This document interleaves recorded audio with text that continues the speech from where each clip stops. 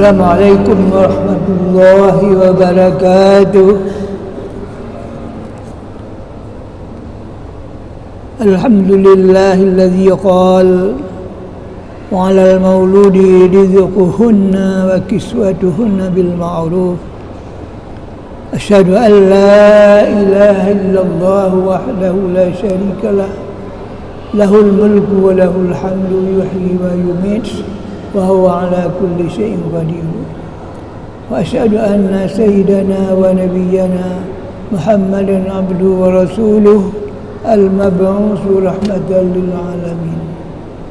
Allahumma fashalli wa sallim ala hadan nabiyil karim wa ala alihi wa ashabihi wa man tabi'ahu ila yaumiddin. Amma ba'd. فيا أيها الحاضرون والحاضرات ويا أيها المستمعون والمستمعات رحمكم الله.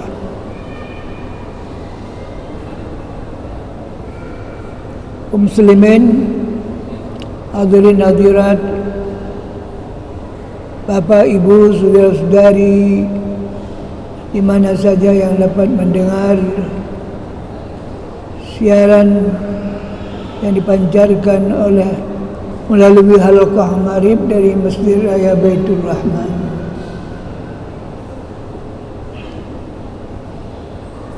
Maupun yang direlay oleh LPP RRI Banda Aceh dan radio-radio lainnya yang turut merelay siaran ini dipancarkan.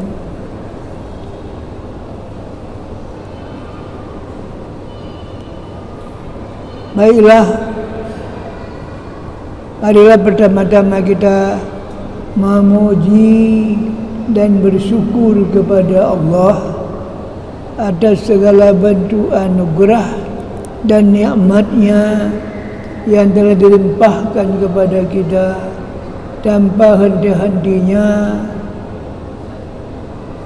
Tiap detik nikmat itu datang, dipahami atau tidak, disyukuri atau tidak, nikmat itu tetap mengalir kepada kita sekalian.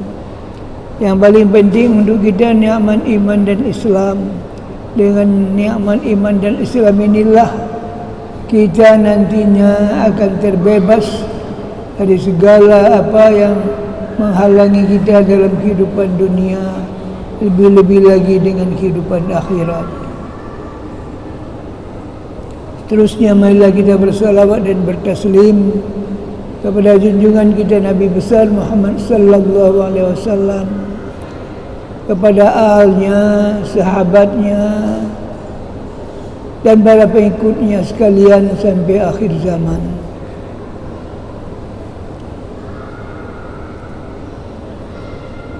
Salawat kepada Nabi dan ahlinya,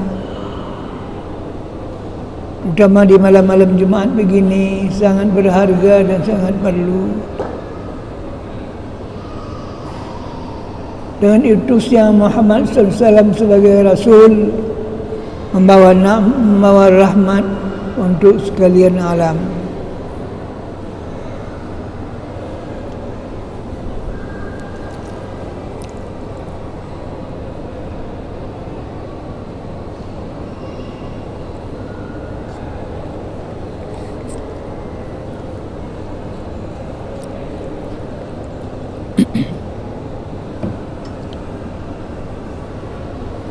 Pada pertemuan kita yang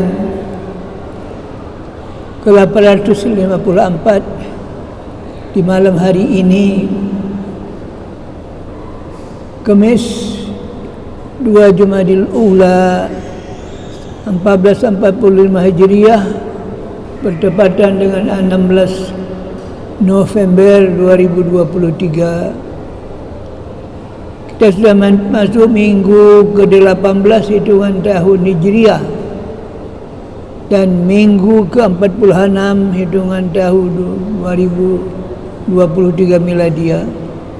Hari yang sedang kita jelang ini hari ke-111 hitungan tahun Hijriah dan hari ke-310 hitungan tahun miladiah. Yang menjadi pokok bahasan kita pada malam hari ini ialah kebolehan mengambil harta si suami yang kikir secara rahasia.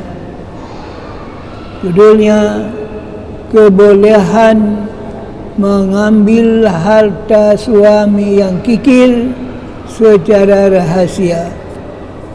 Untuk ini kita landaskan kajian kita pada sebuah hadis yang berasal dari Aisyah. An Aisyah radhiyallahu anha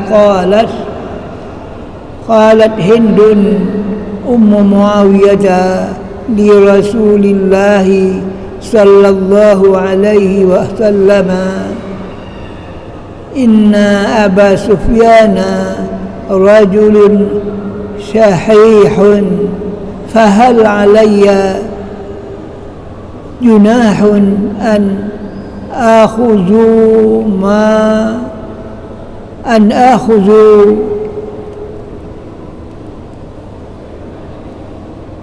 malihi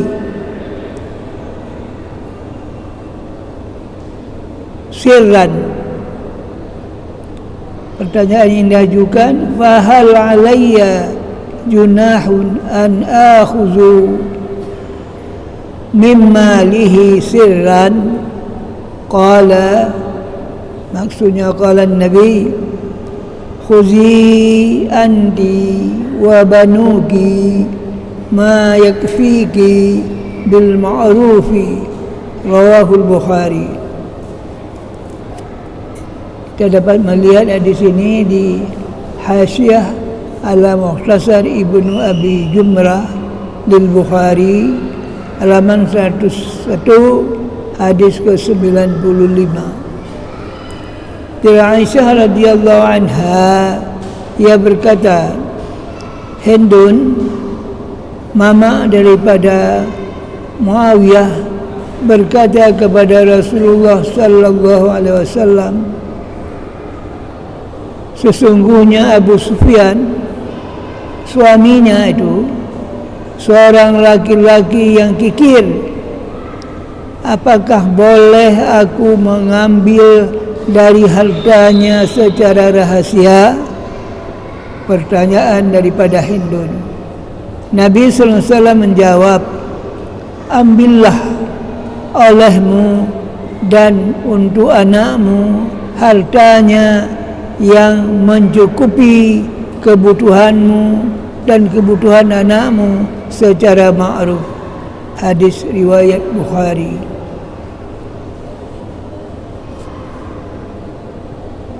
Bapak Ibu sedang jemaah pendengar sekalian,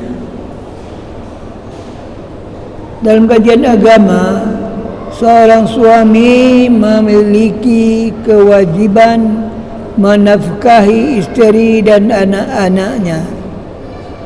Dia wajib memberikan makan dan minum, demikian juga tempat tinggal yang layak, bahkan bertanggung jawab terhadap pengasuhan, membina anak, mendidik anak, serta memberikan perlindungan dan keamanan bagi mereka, artinya anggota-anggota keluarga.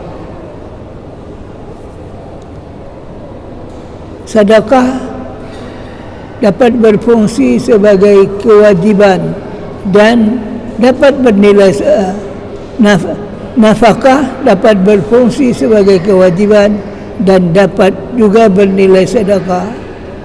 Tanggung jawabnya sebagai ayah dapat dipahami dari perintah Allah di dalam firman-Nya, A'udzubillahi minasyaitonirrajim, Bismillahirrahmanirrahim, wa 'alal mauludi lahu rizquhunna wa kiswatuhunna bil ma'ruf.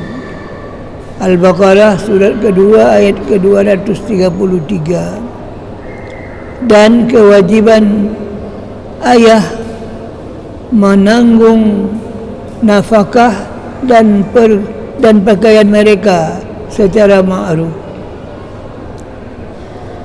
Ayah bagi anak-anak dan suami bagi seorang isteri adalah mereka yang harus dinafkahi secara ma'ruf sesuai dengan kemampuan yang dimiliki seorang ayah atau suami dari seorang isteri. Dia tidak boleh kikir dan enggan menafkahi mereka, sehingga seorang anak tidak boleh lapar dan menjadi kurang perawatan, sehingga anak yang itu menjadi anak yang stunting, yang tidak cukup gizi dan suplai makanan yang dibutuhkan.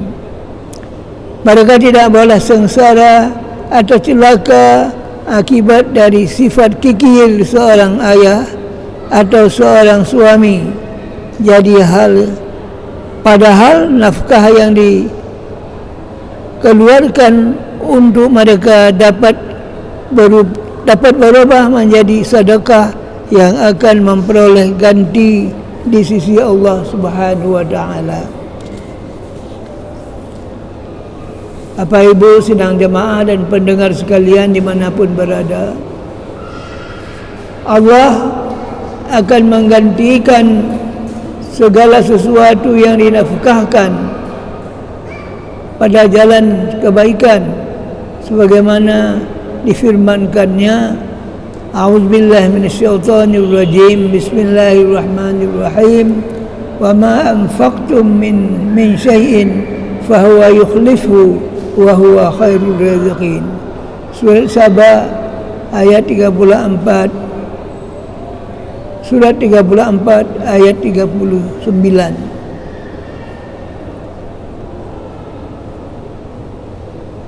Dan apa saja yang kamu nafkahkan, Allah menggantinya. Dialah pemberi rezeki yang terbaik. Bapak Ibu sekalian sedang jamaah yang dirahmati Allah, pendengar sekalian, hadis ini mengungkapkan pertanyaan yang diajukan oleh Hindun, mama daripada Umayyah, mama daripada Muawiyah, kepada Nabi SAW tentang sifat kikirnya Abu Sufyan. Abu Sufyan adalah suami daripada Hindun, sampai-sampai dia tidak mengeluarkan hartanya untuk menafkahi isteri dan anak-anaknya. Nabi SAW menanggapi secara spontan atas pertanyaan itu dengan jawaban atas pertanyaan, fahal alayya junahun an akhudha min malihi sirran. Apakah berdosa bagiku untuk mengambil hartanya secara rahasia? Jawaban Nabi SAW, khuzi anti wa banuki ma yakfiki bil ma'ruf. Ambil olehmu dan untuk anakmu untuk nafkah sesuai dengan kebutuhan secara ma'ruf. Bapak Ibu sidang jamaah dan pendengar sekalian, harta diambil secara rahasia atau sembunyi-sembunyi itu bukanlah berarti mencuri. Pengambilan itu dikarenakan haknya itu tidak dikeluarkan menurut semestinya dan pengambilannya terbatas. Demikian dengan kebutuhan secara ma'ruf. Dan jamaah, Bapak Ibu sedang jamaah pendengar sekalian dimanapun berada, siapakah Hindun itu?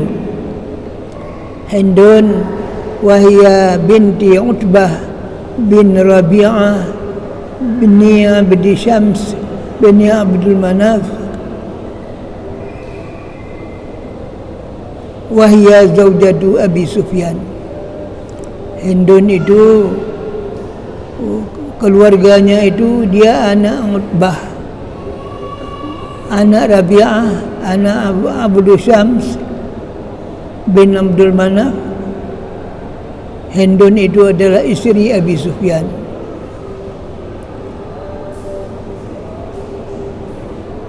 Bapak Ibu sekalian, sedangkan Abu Sufyan itu adalah suaminya dari Hindun. Hindun adalah ibu dari Muawiyah. Abu Sufyan itu adalah kunyahnya, bukan nama dia sendiri. Nama aslinya adalah Sakhar bin Harab bin Abu Syam bin Abdul Syam bin Abdul Manaf. Keduanya mereka keluarga mereka berjumpa pada Abu Syam. Pendengar Bapak Ibu sekalian, Utbah ayah daripada Hindun terbunuh di tangan Hamzah bin Abdul Muttalib. Dalam perang Uhud, Hindun merasa apa artinya? Merasa harus membalas perbuatan daripada Hamzah melalui budaknya. Ia menyuruh budaknya untuk membunuh Hamzah. Ketika Hamzah sudah terbunuh, ia membalas dendam kepada Hamzah. Dada Hamzah, paman Nabi itu, dibedahnya, lalu dia ambil oleh Hindun apa yang namanya hatinya, jantungnya, dan dimakannya mentah-mentah. Hindun akhirnya suatu saat dia mendapat petunjuk dan masuk Islam di hari penaklukan kota Makkah, di hari Fathu Makkah. Bapak Ibu sekalian sedang jamaah yang dirahmati Allah, dia pernah bertemu dengan Nabi sallallahu alaihi wasallam dan minta kepada Nabi untuk dibaiat oleh Nabi untuk dibaiat. Nabi membiatnya. Setelah dibaiat, dia pun pulang ke rumah. Ia mengambil kampak dan menghancurkan patung yang ada di sudut rumahnya. Hindun diberi usia panjang dan dia meninggal pada masa pemerintahan Umar bin Khattab. Bapak Ibu sekalian, sidang jamaah yang dirahmati Allah, dengan kekikiran Abu Sufyan, secara tidak langsung dia mendalimi istri dan anaknya. Kikir ini adalah salah satu sifat yang tercela dan tidak patut dimiliki oleh seseorang, karena banyak yang dirugikan dan membuat pihak-pihak tertentu teraniaya. Allah memperingatkan hambanya untuk memelihara diri, untuk tidak berbuat kikir dalam firman-Nya. A'udzubillahi minasyaitonirrajim. Bismillahirrahmanirrahim. Wa may yuqa syuha nafsihi fa ulaika humul muflihun. Al-Hasyr surah 59 ayat 9. Dan barang siapa yang dijaga dirinya dari kekikiran, maka mereka itulah orang-orang yang beruntung.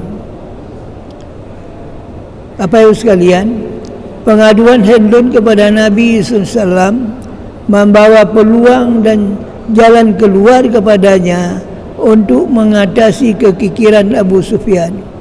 Nabi SAW mengizinkan Hindun untuk mengambil harta Abu Sufyan secara rahasia, untuk menjadi nafkahnya dan nafkah untuknya dan untuk anak-anaknya, asal pengambilan itu ada batasnya, yaitu sesuai untuk menutupi kebutuhan hidupnya dan hidup anaknya, bukanlah untuk berfoya-foya, sehingga dengan demikian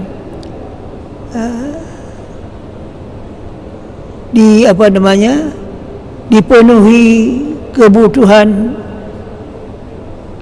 hidupnya untuk Hendon dan anaknya, sehingga kebutuhan mereka itu tercukupi kerana suaminya tidak menafkahinya lantaran kekikirannya.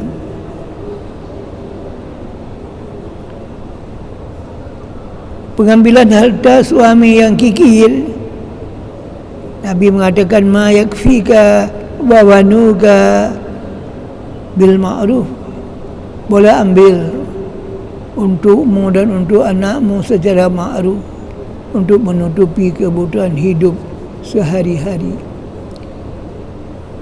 Pengambilan harta sebanyak yang dapat mencukupi sebagai kebutuhan sehari-hari secara ma'ruf.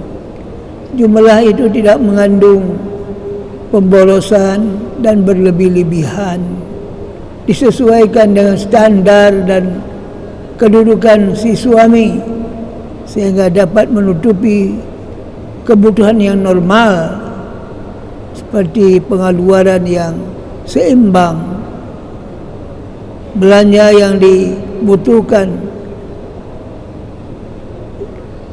dengan kebutuhan hidup sehari-hari, sehingga cukup belanja hidupnya. Mereka tidak akan lapar akibat kekikiran suaminya. Standar dan nilai makanan, minuman, pakaian atau tempat tinggal yang layak, serta peralatan dan perkakas rumah tangga yang memadai. Allah menuntun dan menuntut si suami proaktif dalam menata dan mengatur biaya hidup keluarga, yang dalam belanja yang dinafkahkan, dalam bentuk belanja yang dinafkahkan sebagai yang dipahami dari firman Allah, walladzina idza anfaqu lam yusrifu wa lam yaqturu wa kana baina zalika qawama. Al-Furqan surat 25 ayat ke-27, ayat ke-68. Orang-orang yang menafkahkan harta mereka tidak berlebihan dan tidak pula kikir di antara keduanya secara wajar. Bapak Ibu sekalian, bernafkahlah secara wajar, tidak berlebihan dan jangan pula terlalu israf atau boros, kerana Allah tidak menyenangi seseorang yang boros. Allah berfirman, A'udzubillahi minasyaitonirrajim, Bismillahirrahmanirrahim, Kulu washrabu wa la tusrifu innallaha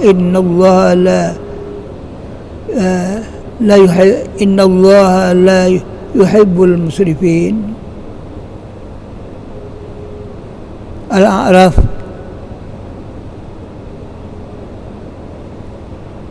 surat ke-7 ayat ke-31. Kulu, makanlah, washrabu, dan minumlah, dan janganlah berlebih-lebihan, israf. Sesungguhnya Allah tidak menyukai orang-orang yang terlalu boros dalam hidupnya. Bapak Ibu sekalian, sedang jamaah yang dirahmati Allah, Allah sangat melarang orang-orang yang berbuat kikir, yang berbuat tabzir, arti tabzir berboros-borosan, menghambur-hamburkan harta, sebagai yang difirmankan Allah, wala tubazzir tabzira. Isra ayat ke-26. Janganlah kamu berboros-boros dengan pemborosan yang melampaui batas.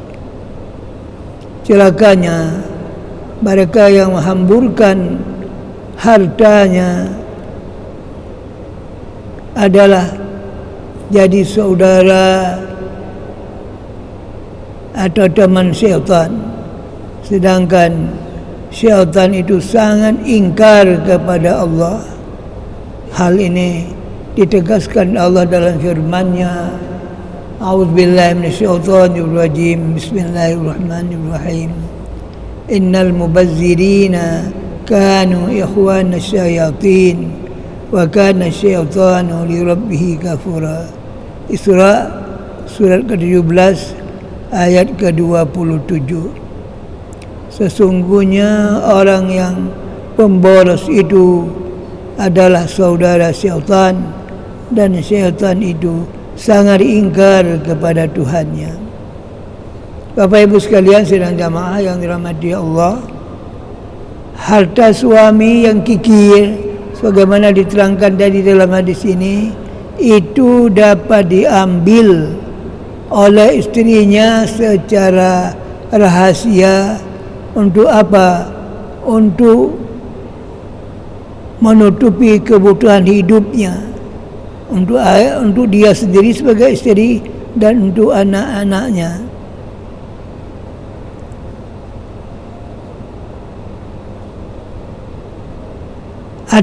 Ataupun orang-orang lain yang berada di bawah tanggungjawab si suami yang dia harus nafkahkan, tapi dalam hal ini dia tidak memberi nafkah yang wajar. Oleh karena itu, ketika diambil hartanya itu tidak pula secara berlebih-lebihan.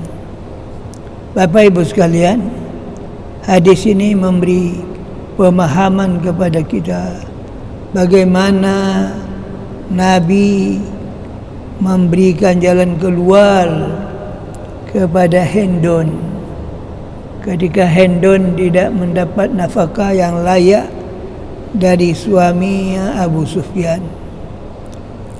Walaupun mereka orang-orang dekat dengan Nabi, kadang-kadang mereka itu tidak patuh betul pada aturan agama, padahal kewajiban seorang suami kepada istri tidak boleh diremehkan. Sehingga dalam usaha orang menuju perkawinan diatur sedemikian rupa, sebelum orang mampu memberi nafkah kepada keluarga yang akan dikawini, sepertinya Nabi melarang, lebih baik kamu ini puasa sampai sanggup kamu berkeluarga dengan memberikan nafkah yang wajar kepada istrimu dan anak-anakmu. Itulah model kehidupan keluarga yang tidak sehat, karena suaminya sepertinya kurang bertanggung jawab.